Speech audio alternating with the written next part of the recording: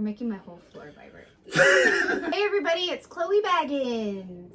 And I am Bushido. Bushido. That's Mr. Bushido. To all of you. Ugh. Welcome back. Welcome. Welcome back. Welcome. Today Today is the most recent WandaVision episode review, which is... previously on. Oh, I know. Episode 8, previously on WandaVision. Yeah. That's pretty cool. It's kind of struck me like a Christmas Carol, or a Christmas, Charles Dickens' A Christmas Carol, when the spirits of Christmas, Past and future. past and present and future, take him through his life. Ebenezer, this was your life. Now it's Wanda, this is your life. And Agatha kind of acts as the guide, taking her through her life to see how she got so powerful. What is fueling her, how she started, how she got, it's the why. Literally everything we've been asking the entire time. All of our questions got answered except for Pietro.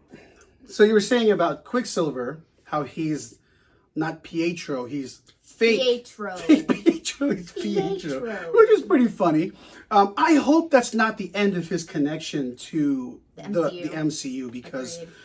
I liked how they kind of just stuck him in there, and how it's some subconscious level of her powers pulling that Pietro due to her missing her Quicksilver from Avengers. I hope that's not the end, but we'll see. There's one more episode to go. But I think what's really, really strong about this episode is that it really focuses in and zooms in on the smaller aspects of life that we take for granted when watching the Avengers movies. We see one huge action scene to action scene to action scene, and explosions and people dying and Ultron killer robots, but we forget what happens on the street level, the people that are unfortunately caught up in this mess. And it focuses on Wanda and how her life sucked. It's like, yeah, you're an Avenger, but it's like, what did you have to go through specifically to become an Avenger? And it shows her as a kid, and when she's a kid, it finally reveals why everything is taking place in sitcoms. She loved the sitcoms as a kid, growing up in, unfortunately, war-torn Sokovia. She was like, God, we're practicing our English, we're watching American shows, Dick Van Dyke's her favorite, and you can see the stack of DVD sets, like you see all the different shows from different eras. Very well done. And then, Agatha has taken her on the journey through her life. And if Elizabeth Olsen doesn't get an Emmy Award nomination, at the very least for this episode, I have no idea. She did an amazing job. Because when we first saw the twins, when we first saw Pietro and Wanda in the MCU, they already had their powers. Here it shows exactly what happened. Not only do they establish that Wanda already has something inside of her, so is that a little baby witch? Is that a hint to a mutant gene? That is exactly why I think that she's adopted by one, if not both parents. Yeah.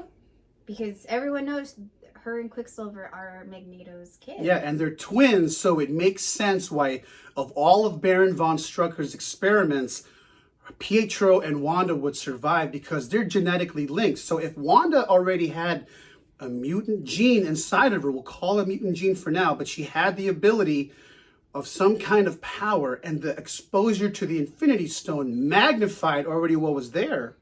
It explains why Quicksilver gained his speed and survived the test while everybody else died. They said, the scientists said, people who just touch it they just die instantly.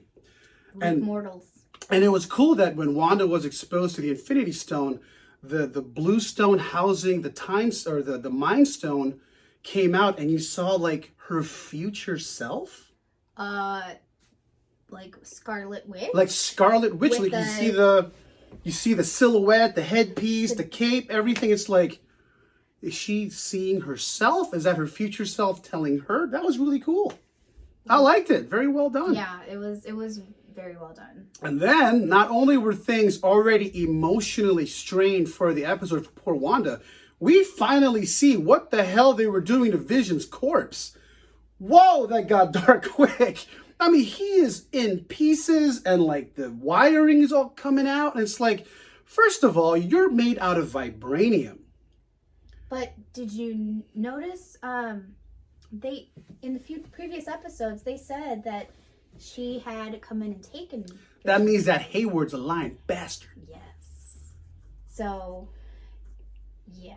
Yeah, so he lied to Monica. But man, when you see poor Vision's body, he's just all taken apart and in pieces. And I'm just going to tell myself, because they didn't mention it in the show. When we were watching it, I was like, how are they even cutting into him? He's vibranium. Well, they even talked about it. So I will just tell myself that the tools they were using were made of vibranium, because only vibranium can cut vibranium. Well, he also said, I'm not going to let you bury, what was it, $3 billion worth of vibranium. Yeah. So. But man, that was like really just jarring. I mean, you imagine if that was a human body in place of Vision's vibranium one. That's some body horror movie stuff. I mean, that's crazy. Yeah. And she clearly leaves. And she goes to Westview, and you just see the moment of like she just couldn't take it anymore. She lost her shit. Man, the last time we saw her power overwhelm her like that was in Age of Ultron, when she realized Pietro died, and she screamed and like she wiped out all the Ultron robots. Crazy, crazy, and just from her. This entire reality came out. The houses were built. Everything went to black and white. And the biggest revelation is that it was not Vision's body. Vision was literally manifesting out of her. That is some crazy power. That is crazy power. And, well, because while, yes, Agatha's been spinning things all along, Wanda is behind the city. Like her version of the Matrix. Yes. It is Wanda, but you know, she's in the background just kind of messing with shit to keep it going until she can finally have her way with Wanda and figure out, hey, how are you doing this? And it's like, and you know, she had her all up in chains and stuff. I'm like, lady, you do not know who you are messing with. This lady almost killed Thanos. Who the hell are you? Nobody. Well, she had the spells on the wall, so that's why Wanda couldn't do anything. But at the end, right before the credits drop, she says, you did chaos magic. Chaos magic, which makes you the Scarlet Witch. Name drop. And that is the first time they've ever called her Scarlet Witch. Yeah. Ever in the MCU. Ever, yeah.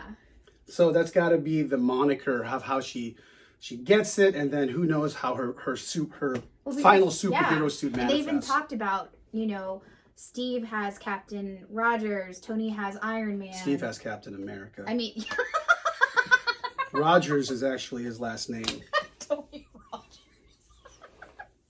It's late. Steve Rogers has Captain America. Tony Stark has Iron Man. Sam has the Falcon. Hawkeye. You just keep going down with Spider-Man. Even Black Widow has... Black Widow. Yeah, but no, you know, she didn't have anything. And so they even acknowledged that early on in the season. And now she finally has the Scarlet Witch. Yeah. The after credit scene. Well, before we get there, we got to talk about the really good scene between Wanda and Vision in the Avengers facility. It clearly takes place after the Age of Ultron battle, where she's still clearly grieving deeply for the loss of her brother. And Vision comes in, he walks in his human clothes, he's walking through the wall. Like he did in the movie. And, they have a heart-to-heart, and Vision drops like a really powerful line about, what is grieving, but the perseverance of love. And it's like, for any one of us who's lost a loved one, it's like, wow, that's really, really powerful. And the fact that in the show, essentially, I know he's much more than a robot, but essentially a robot with an Infinity Stone in his head was able to connect with her so deeply to bring her that much peace than any of her human colleagues in the Avengers. Usually Cap walks in and tries to make you feel better. He can make me feel better any day. I love Chris Evans. Hey, man. Jeez. But that was a very powerful scene, and it really shows the moment when Wanda was finally able to connect with Vision. And it's those tiny moments that the larger movies, there's just no time to focus in on something so personal and so small. Especially when there's so many characters. There's just so many characters, and Thanos is going to kill the universe again. Yeah. So it's really cool that they focused on, again, I call it the street level effects of having the Avengers exist in this universe. That it's not just, superheroes saving the day. There are inevitably, even among the superheroes, people who are going to suffer that collateral damage, whether physically, emotionally, like Wanda. Very well done. And it makes you wonder, what else could they do with other characters? Like, how else have they been affected by these larger events that we all enjoy, but we take for granted the smaller stuff that happens around it? That's very well done. I can't wait to see Sam and Bucky. You know what I mean? Well, I think that's part of the reason why they've been able to, this is why they're going to be able to do all of these Disney Plus series. Because there's so much more, and we're so emotionally, mentally, and financially invested in all of these characters. 400 plus Hot Toys, man. I'm not kidding. But what did you guys think? What did you think of this, a second to the last episode, and what do you think is going to happen? This last episode that's coming up is going to have... That's got to be like, I hope it's a huge, amazing payoff. I'm hoping, if I know Disney correctly, they haven't disappointed thus far, it's going to be oh shit moments. I hope so. A couple of them. If not one, a couple of them. Yeah. So, what would you rate this? I would give this, Elizabeth Olsen did such an amazing job. She's not just playing herself, she's playing her younger selves, and then she's portraying different levels of coping with grief and loss. The revelations of her personal life as a kid, her connection with Vision. This was, like last week's episode, I did not care for that episode, so I'm so happy. I know, because I did all the talking for this episode, this episode was finally like back to form for me, for what I like to see in the movie. Like, there was no more TV show aesthetic. It was just strictly taking place in the modern time, the current time. So for me, I give this a 9. 9 Baggins out of 10. This was an awesome, awesome episode. I agree. I would also give this a 9 out of 10. What could have made it a 10 out of 10? I don't know. Doctor Strange just longer. Huh? Longer? Yeah, if it was longer. I don't really ever get tired of these movies. I've never once watched an MCU movie or show and check the time. Check the time, because it's like, oh, is this still going? It's like, we got out of every single movie, out of Infinity War, and I was like, why is it over already? Yeah, I don't want to leave the world yet. Yes. It was like 4 hours later. And very cool, we got to mention too the post or mid-credit scene where it shows, like, I'll call him soulless Vision. Oh yeah. It's with like Hayward. With Hayward, it's like, again, it's like, are you guys as smart as Tony Stark and Bruce Banner to even come close to reassembling this thing? How are you able to do this? Well, I don't think it's far-fetched. I think it's just not explained. I know. It's just like, because when Vision first came out, it's like, it was so like beyond everybody else except for Tony Stark and Bruce. And then at the same time, you got to know, taking effect, there was an Infinity Stone involved to manifest that personality through Jarvis. So it's like, how are these everyday human beings even able to just put the body back together? You don't have Shuri. Shuri's not there from Wakanda. Wow. How the hell are you going to put them back together like that? Well, there's going to be a glitch. Yeah, maybe it's like it's a faulty soulless vision. But what they're counting on is that it's being powered by Wanda's powers. Is that what it's being powered by? That's what he said. What else can make it powered? Right, was explosion. Yes. And so there was that bomb that got spit back out from the hex.